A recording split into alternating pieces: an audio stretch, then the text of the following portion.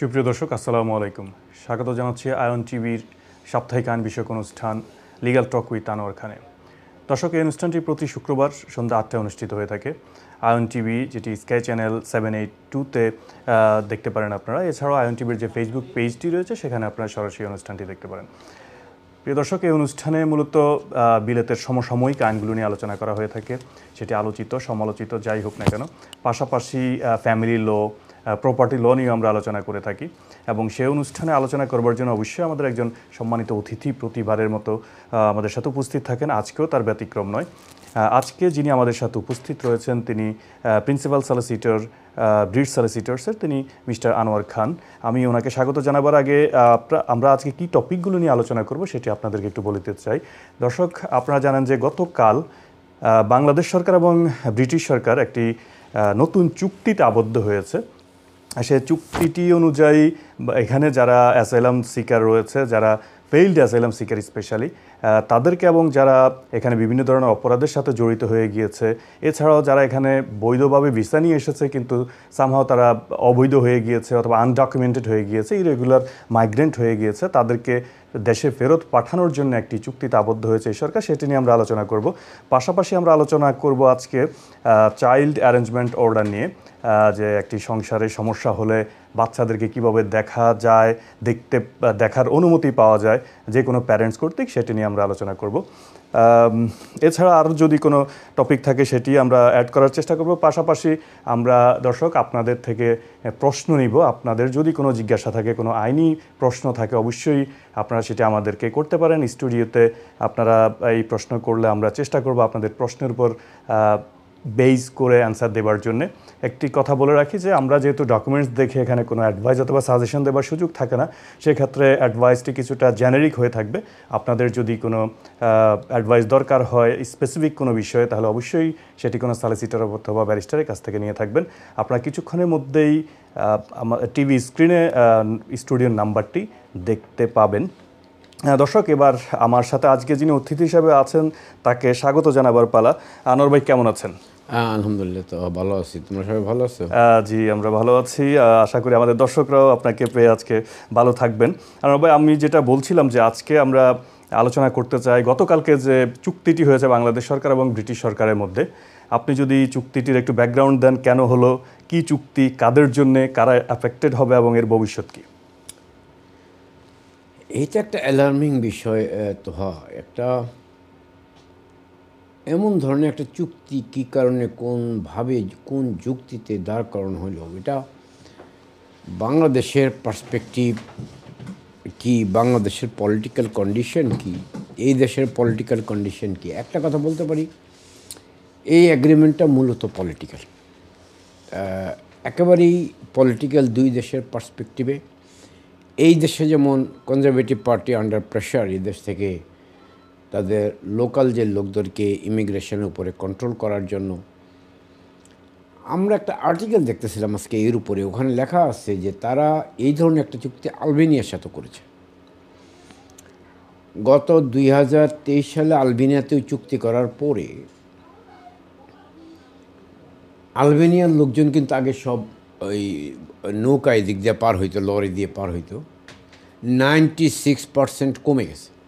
এটা হইল recent statistics, আজকের আর্টিকেলে দেখলাম। এইটাতে সাফল্য পাওয়ার পরে গভর্নমেন্ট মনে উৎসাহিত হইতেছে, এখন এক একটা দেশের সাথে অ্যাগ্রিমেন্ট করবে। এর বিষয়টা কি, এইটা একটা মূলত ইমিগ্রেশনের বিষয় আছে, এর বাহিরেও কিছু বিষয় আছে। আমরা পুরো অ্যাগ্রিমেন্টটা দেখার চেষ্টা করেছি সারাদিনে, কোথাও সেই অ্যাগ্রিমেন্টটা পুরাটা পাওয়া যায়নি। এর সাথে আর কি কি জড়িত আছে সেগুলো মনে হয় দেখার বিষয় ছিল। বহুদিন ধরে বাংলাদেশ গভর্নমেন্টের একটা দাবি ছিল এই দেশের সরকারের প্রতি, বা বিভিন্ন দেশে, কানাডা বা ইউএসের সাথে, বাংলাদেশে যারা যুদ্ধাপরাধের সাথে জড়িত অথবা বঙ্গবন্ধু হত্যার সাথে জড়িত তাদেরকে নেয়ার জন্য বিভিন্ন দেশের চুক্তির জন্য তারা বহুবার চেষ্টা করেছিল। এটা একটা ইন্টারন্যাশনাল, আন্তর্জাতিক চুক্তি লাগে সব জায়গায়, যে এক দেশ থেকে আরেক দেশের বন্দি বিনিময় চুক্তি, এরকম কিছু। সরি, বন্দি বিনিময় চুক্তি, এটা ঠিক বন্দির পর্যায়ে পড়ে না। আমরা এটাকে বাংলায় যদি বলি এইভাবে বলতে পারি যে বাংলাদেশে অপরাধ করে বিভিন্ন বিদেশের বিভিন্ন দেশে আশ্রয় গ্রহণ করছেন, তাদেরকে দেশে ব্যাক করার জন্য বাংলাদেশের সাথে অনেক দেশের চুক্তি নাই, যেমন কানাডাতে চুক্তি নাই, সেজন্য বঙ্গবন্ধু হত্যার বিচারকারীকে আনা যাচ্ছে না। আমেরিকার সাথে সেই চুক্তিটা নাই, ইউকের সাথেও সেই চুক্তিটা ছিল না।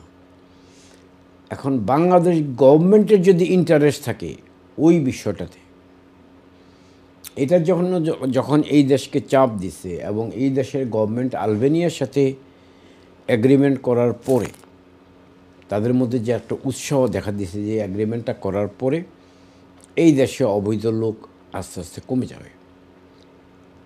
এখন বাংলাদেশের যে রাজনৈতিক ইচ্ছা, এই এগ্রিমেন্টে সেই ইচ্ছার প্রতিফলন ঘটেছে কিনা এটা আমরা কোনো আর্টিকেলে, কোনো প্রতিবেদনে এখন পর্যন্ত দেখি নাই এবং অরিজিনাল এগ্রিমেন্টও পাইনি। যদি বাংলাদেশ গভর্নমেন্ট, ইউজুয়ালি বাংলাদেশের সরকার অলওয়েজ দেশের থেকে লোক বাহিরে যাক সেটাই চায়, তার দেশে ফরেন কারেন্সি হবে which is the biggest income, অথবা টোটাল জিডিপির একটা বড় ইস্যু হইল ফরেন রেমিটেন্স। বাংলাদেশের গভর্নমেন্ট যদি এমন হয় যে বাংলাদেশ এই দেশ থেকে যুদ্ধবন্দীদেরকে বা বিভিন্ন অপরাধীদেরকে নিয়ে যাওয়ার জন্য যে চাপ এই দেশের গভর্নমেন্টকে দিয়েছেন, গভর্নমেন্ট হয়তো তার প্রতি উত্তর, ঠিক আছে তোমারটা আমরা মানব, আমাদেরটা তোমার মানতে হবে, এরকম যদি কোনো ইস্যু হয়ে থাকে, সেই ক্ষেত্রে এটা এখনও আনসার্টেন, এটা পরিষ্কার বোঝা যাচ্ছে না। কিন্তু বাংলাদেশের ওই সরকারের এই ধরনের নীতি, এই দেশের সরকারের সাথে এরকম একটা বিষয়ে বাংলাদেশের সরকার বেশ ওয়াকিবহাল যে এই দেশে প্রচুর লোক অবৈধ আছে এবং তার দেশে টাকা পাঠাচ্ছে। সো এই চুক্তিটার পিছনে বাংলাদেশ সরকারের কী রাজনৈতিক ফয়সালা হবে বা তাদের কি ফায়দা হবে, এদেশের একটা ফায়দা হবে যদি এই ধরনের, যেমন ধরো গত সপ্তাহে আমরা আলোচনা করেছিলাম রুয়ান্ডা পলিসি। রুয়ান্ডা পলিসি শুধু নাম শোনার পর থেকেই 2022-এর পর থেকে এই দেশে অবৈধ অনুপ্রবেশ বন্ধ হয়ে যাচ্ছে, প্রায় অলমোস্ট অনেক সিরিয়াসলি রিডিউস হয়েছে। এখন যুক্তরাজ্য এমন একটা দেশ যার চারপাশে হইল সমুদ্র। এই সমুদ্র বেষ্টিত একটা দেশে ঢুকতে হলে নৌকা হইল একমাত্র মাধ্যম। এই জিনিসটা না ঠেকানো গেলে এখানে অবৈধ অনুপ্রবেশকারী ঠেকানো ডিফিকাল্ট। গভর্নমেন্ট বহুবার এই বিষয় নিয়ে অনেক গবেষণা করছে। এখন রিসেন্ট কিছু কিছু সাকসেস গভর্নমেন্ট এই ব্যাপারে পাচ্ছে, সেই জন্য বিভিন্ন দেশের সাথে তারা চুক্তি করতে আগ্রহী হচ্ছে। যদি এই দেশের গভর্নমেন্টের ইচ্ছাতেই বাংলাদেশের এই চুক্তিটা হয়ে থাকে,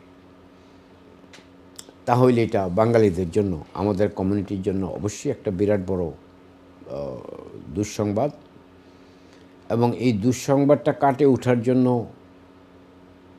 আরও কয়েকদিন পরে আমরা ডিটেলস আপনাদেরকে বলতে পারবো। সুপ্রিয় দর্শক, আমরা অ্যাগ্রিমেন্টটা খুঁজতেছি, এখন অ্যাগ্রিমেন্টটা পাচ্ছি না। যদি পেয়ে যাই, এটার মূল ও প্যারাগ্রাফগুলোতে কি আছে একটু দেখে আপনাদেরকে সে বিষয়ে পরামর্শ দেওয়া যেতে পারে। বাট আপাত দৃষ্টিতে এটা পরিষ্কার, আপনারা যারা বাংলাদেশের থেকে এদেশে ওরা বলেই দিছে ফেইল্ড অ্যাসাইলাম সিকার, এই শব্দটা বেশি উচ্চারণ করা হয়েছে প্রতিবেদনগুলো বিভিন্ন জায়গায় যেখানে আসছে। ফেইল্ড অ্যাসাইলাম সিকারের সাথে অন্য বিষয়গুলো জড়িত হবে কি না, কেউ অবৈধ দেশে আছে, তাহলে ওই আইনটা কী হবে। আমার 9 জুলাই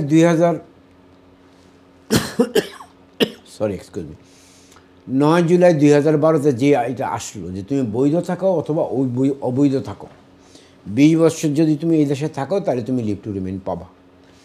9 জুলাই 2012-র আগে আরও ক্লিয়ার ছিল, যদি কেউ বৈধ বা অবৈধভাবে এই দেশে 14 বছর থাকে তাহলে সে ইনডেফিনিট লিভ পাবে। তাহলে গভর্নমেন্টের যদি ওই পলিসি তো থাকে, ওই ল থাকে, আবার এখন যদি এই ল থাকে, this will be a contradictory law. Anwar ভাই, এখানে আমি একটু আপনার থেকে জানতে চাই যে তারা যে সেফটি অফ রুয়ান্ডা অ্যাক্ট করলো, যেটা গত মাসে পাশ হয়েছে, সেখানে তারা বলেছে যে ফার্স্ট জানুয়ারি 2022 থেকে এখানে যারা ইলিগালি এন্ট্রি করেছে, সেটা যে মাধ্যমেই হোক না কেন, স্পেশালি অবশ্যই স্মল বোটের মাধ্যমে বেশিরভাগ লোকজন এসে থাকে, কিছুটা লরির মাধ্যমে এসে থাকে, তাদেরকে এখান থেকে রিমুভ করা হবে রুয়ান্ডাতে। তাহলে বাংলাদেশের প্রেক্ষাপটটা কেন এখন আসলো? এটা কি এই কারণে যে আমরা দেখলাম যে স্ট্যাটিস্টিক্সটা তারা প্রকাশ করেছে, সেখানে বলেছে যে সেকেন্ড হাইয়েস্ট অ্যাসাইলাম ক্লেইমেন্ট লাস্ট 1 ইয়ার এটা হলো বাংলাদেশ, সেটা একটা কারণ হতে পারে কিনা? আরেকটা বিষয় হলো যে সেম টাইপের ল কিন্তু সেম টাইপের এগ্রিমেন্ট কিন্তু 2017 সালে ইউর সাথেও বাংলাদেশ সরকার করেছে। তো সেটা ইউতে কতটুকু সফলতা পেয়েছে, সেটা কি ইউর চাপ ছিল, অথবা ইউর আপনি যেটা বলছিলেন যে এই গভর্নমেন্টের এক্সপেকটেশন সেটা ছিল কিনা, ওখানে কি ইউর ব্যাপারটা ছিল নাকি বাংলাদেশ সরকারই সেটা চেয়েছে? সেটা বিষয়ে আপনার কোনো মন্তব্য? এই সংক্রান্ত আমি পরিষ্কার বলছি যে বাংলাদেশের গভর্নমেন্ট এই জিনিসটা চাবে না। বাংলাদেশের গভর্নমেন্ট তার লোকজনকে এখান থেকে নিয়ে দেশে গিয়ে কি দিবে, এটা বাংলাদেশ গভর্নমেন্ট খুবই ওয়াকিবহাল আছে বিষয়টা। বাংলাদেশের গভর্নমেন্ট টার্গেট হইল ফরেন কারেন্সি রেমিটেন্স। এই লোকরা বৈধ বা অবৈধ যেই দেশে থাকুক, টাকা তারা বাংলাদেশে পাঠাবে। তো বিশেষ করে যারা ওভার স্টেয়ার থাকে, তারা এই দেশে ব্যাংক থাকে না, মোস্ট অফ দ্য সময় যার টুকটাক ইনকাম করে এগুলো বাংলাদেশে পাঠিয়ে দেয়। এতে দেশেরই লাভ। বাংলাদেশ গভর্নমেন্ট খুব সজ্ঞানে এরকম ধরনের একটা চুক্তি করছে তা কিন্তু না। বিষয়টা এমন হইতে পারে, যদিও গত সপ্তাহে আমরা এটা আলোচনা করছিলাম যে রুয়ান্ডা পলিসি নিয়ে বাংলাদেশের ভয় পাওয়ার কোনো কারণ নাই বাংলাদেশের কমিউনিটিদের, বিকজ এরকম ভোটে বাংলাদেশের কমিউনিটি মনে হয় 0.5%ও আসে না।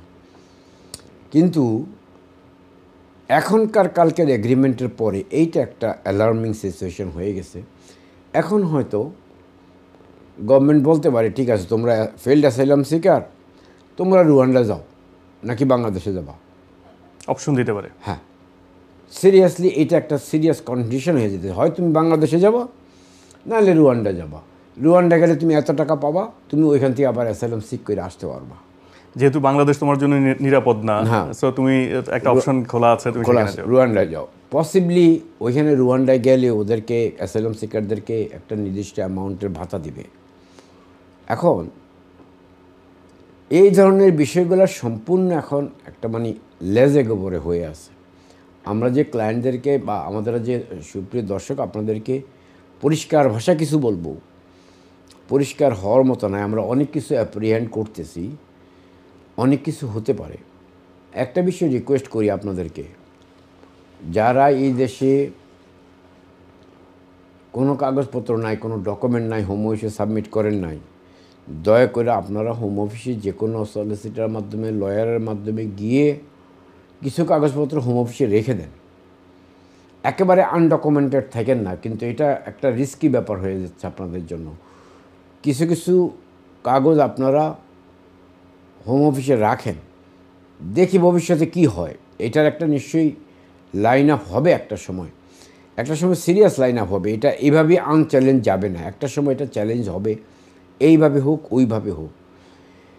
সো এইটার জন্য আপনাদেরকে এখনই শঙ্কিত হওয়ার কোনো কারণ নাই। এত মাত্রায় আপনাদের রাস্তা একদিক দিয়ে বেরোবেই। হয়তো বা আগে যেমন বলছিলাম যে রুয়ান্ডাতে আপনাদের যেতে হবে না, সম্ভাবনা কম, এখন এই সম্ভাবনাটা হয়তো একটু বাড়তে পারে। এই হলো বিষয়। আনোয়ার ভাই, এখানে কালকে যখন চুক্তিটা হলো, তখন যিনি এখানকার ইলিগাল মাইগ্রেশন মিনিস্টার টমলিনসন, তিনি একটি কথা বলেছেন যে ফাস্ট ট্র্যাকের মাধ্যমে তাদেরকে পাঠানো হবে, এবং সেটার একটা ধারণা দিয়েছেন যে ফাস্ট ট্র্যাকটা হলো এরকম, যদি গভর্নমেন্ট মনে করে, এই দেশের গভর্নমেন্ট যদি মনে করে যে যাদেরকে রিমুভ করবে তাদের কোনো ইন্টারভিউর প্রয়োজন নেই, তাদের কোনো লিগাল সাপোর্ট নেবার কোনো দরকার নেই, তাহলেই তারা পাঠিয়ে দিতে পারবে। কারণ ফাস্ট ট্র্যাক মানে খুব দ্রুত তাদেরকে তারা রিমুভ করবে এখান থেকে। তো সেক্ষেত্রে এটা কি আইনি চ্যালেঞ্জ অথবা আইনি কোনো প্রতিকার, যাদেরকে রিপোর্ট করা হবে অথবা রিমুভ করার প্রয়াস চালাবে সরকার, কী ধরনের প্রতিকার তারা পেতে পারে? এই বক্তব্যটাই তো এক ধরনের স্টেরিওটাইপ বক্তব্য। এই বক্তব্যটাই আনফেয়ার। এই দেশের ফেয়ার ট্রায়ালে আমরা যে শব্দগুলো বলি, একভাবে না একভাবে তুমি রেসপন্ডেন্ট বা ডিফেন্ডেন্টকে ডিফেন্ড করার সুযোগ দিতে হবে। উইদাউট ইন্টারভিউ মিনিস্টার বলে দিল উইদাউট ইন্টারভিউ তাদেরকে পাঠিয়ে দেওয়া হবে, if that is challenge two high court as a form of judicial review, difficult হবে। এটা চ্যালেঞ্জ হবে, অহরহ এটা চ্যালেঞ্জ হবে, এবং এত আনচ্যালেঞ্জ এটা যাবে না যে ওনারা চাইলে পাঠিয়ে দিতে পারবে। এটা এত সহজ না, এটা টাইম নেবে। আমাদের হাতে পরিষ্কার অস্ত্র আছেই, আমরা জুডিশিয়াল রিভিউতে যেতে পারি। এই অস্ত্রগুলো আমাদের এখন সবসময় ব্যবহার করতে হবে, এবং হোপফুলি এমনও হইতে পারে যে এই ধরনের প্রভিশন যদি অ্যাগ্রিমেন্টে থাকে যে ফার্স্ট ট্র্যাকে উইদাউট ইন্টারভিউ এবং উইদাউট ডিফেন্ডিং এনি ওভারস্টেয়ার্স, এই অ্যাগ্রিমেন্টটা বাতিল হতে পারে হাইকোর্ট থেকে। হাইকোর্ট এই অ্যাগ্রিমেন্ট বাতিল করতে পারে। তো এখন সেই বিষয়গুলো কোন লেভেল পর্যন্ত যাবে, হাইকোর্ট হয়তো বাতিল করার পক্ষে রায় দিয়ে দিবে না, এটা কোর্ট অফ আপিল মিনিমাম লাগবে। তো কোর্ট অফ আপিলে গেলে এটা কতটুকু কিভাবে যাবে, আমাদের লোকজন সেই ক্ষেত্রে ফাইন্যান্সিয়ালি কতটুকু সাপোর্ট করতে পারবে, সেইটাও একটা বিষয় আছে। তো এগুলা রেমেডি অলওয়েজ থাকবে, আপনাদের এত কিছু নাই। প্রত্যেকটা আইনে ফাঁক ফোকর আছে, প্রত্যেকটা এগ্রিমেন্টে ফাঁক ফোকর আছে। লয়ারদের কাজ হইল এই ফাঁকগুলা খুঁজে বের করে তার ক্লায়েন্টদেরকে মানে কোনো ধরনের সুযোগ করে দেয়া, এই হলো লয়ারদের কাজ। আমরা চেষ্টা করব পূর্ণাঙ্গ প্রতিবেদন, পূর্ণাঙ্গ এগ্রিমেন্ট পাওয়ার জন্য। আপনাদের যদি পেয়ে যায় সহসাই, আপনাদেরকে এই বিষয়গুলো আরও বিস্তারিত জানানো হবে। আমার মনে হয় এর বেশি ইনফরমেশান আমাদের হাতে এই মুহূর্তে নাই, এর থেকে বেশি ইনফরমেশান আমরা আপনাদেরকে এই মুহূর্তে দিতে পারছি না। বাট শঙ্কিত হওয়ার কিছু কারণ নাই। Don't stay undocumented. বারবার রিকোয়েস্ট করতেছি, যে কোনো একটা অ্যাপ্লিকেশন হোমওয়েসে দিয়ে রাখবেন। আপনার অ্যাসাইলাম ফেইল করছেন, দেয়ার আর লটস অফ ওয়েজ, আরও অনেকগুলো ওয়ে আছে আপনাকে এইখানে থাকার মতো। সেই ব্যবস্থাগুলো করে রাখবেন। এগুলো একটু চিন্তা করবেন আপনারা। আগের মতো ফ্রি স্টাইলে বসে থাকার সময় এখন আর নাই। ধন্যবাদ। আনোয়ার ভাই, আমি একটু আইনের গণ্ডির বাইরে একটা কোয়েশ্চেন করতে চাই। আপনার কি মনে হয় এখানে কোনো পলিটিক্যাল এজেন্ডা রয়েছে, যেটা এই দেশের সরকারের পক্ষ থেকে এবং বাংলাদেশের সরকারের পক্ষ থেকে? আমি যদি আরেকটু আপনাকে বলতে চাই যে বাংলাদেশ সরকার কি কোনোভাবে প্রমাণ করতে চাচ্ছে যে বাংলাদেশ একটি সেফ কান্ট্রি, বাংলাদেশে মানবাধিকার পরিস্থিতি ভালো, বিরোধী দল অথবা অন্য কোনো মতের পথের লোকদের প্রতি সরকারের কোনো বিদ্বেষ নাই, সেটা কি এখানে কোনোভাবে প্রতিফলন করানোর চেষ্টা চলছে কিনা? সেকেন্ডলি, ইউকে গভর্নমেন্টের যেহেতু সামনে নির্বাচন রয়েছে এবং তারা এটা একটা তাদের নির্বাচনী অথবা তাদের যে সরকার চালানোর যে প্লেজ ছিল, সেখানে 5টা পয়েন্টের মধ্যে একটা ছিল নেট মাইগ্রেশন কমানো। তো সেই ক্ষেত্রেও কি কোনো প্রভাব ফেলছে কিনা? এদেশেরটা বলি, ইউকে মাইগ্রেশনের নির্বাচনী স্ট্যান্ড, এটা ডেফিনেটলি এটা আমরা ধরতে পারি। এটা ওদের নির্বাচনী প্রচারণার সময় এই জিনিসটা করা হয়েছিল, এবং এটাও আমরা খুব ভালো করেই জানি, আমরা যারা এথনিক মাইনরিটি পিপল আমরা জানি যে টোটাল ইউকেতে আমরা 10 to 12% লোক, বাকি 88 to 85% লোক চায় না যে আমরা এখানে বসে থাকি। তাহলে আমরা এই 12-15% লোক রে গভর্নমেন্ট খুশি করবে না 85% লোকদেরকে খুশি করবে? গভর্নমেন্টের এই সব গভর্নমেন্ট আসলে, বিশেষ করে কনজারভেটিভ গভর্নমেন্ট আসলে এই স্ট্যান্ডটা রেডি করে, আগেও করছে। লেবার আসলে কিছুটা কম হয়, সেটা আমরা আগেও দেখছি, এখনও দেখছি। যাই হোক, আমরা রাজনৈতিক আলোচনা এত যাব না। তবে মনে হয় নির্বাচনের কোনো একটা সুবিধা নেওয়ার জন্য এই ধরনের স্ট্রিক্ট রুলগুলো তারা অ্যাপ্লাই করতেছে। এটা আগেও নির্বাচনের আগে এমন কিছু হয়েছে। বাংলাদেশের পার্সপেক্টিভে এই দেশ থেকে লোক নিয়ে গেলে বাংলাদেশের হিউম্যান রাইটসের কী উন্নতি হবে? বেসিক্যালি এটা হিউম্যান রাইটসের সাথে খুব বেশি জড়িত না, কিন্তু একটা জিনিস জড়িত থাকতে পারে, যেটা অফ দ্য রেকর্ড বা অন এয়ার আমাকে বলতেই হয়। বাংলাদেশের যেসব বারবার সরকার বলতেছেন বিভিন্ন জায়গা থেকে যারা বাংলাদেশে অপরাধ করছে তাদেরকে নেওয়ার জন্য, যদি ওই জিনিসটা, আমি আগেই বলছি, ওই সুবিধাটা হয়তো বা গভর্নমেন্ট নিতে পারে, আমি সেইটাই এগ্রিমেন্টের ব্যাপারে এখনও জানি না, কোনো আলোচনা আসে নাই। যদি সেইটা করতে পারে, that will be the political stand of Bangladesh government. এইটা হবে ওখানকার সুবিধা। ধন্যবাদ। কিন্তু তারা ছাড়াও তো এখানে অনেক ফেইল্ড অ্যাসাইলাম সিকার রয়েছে।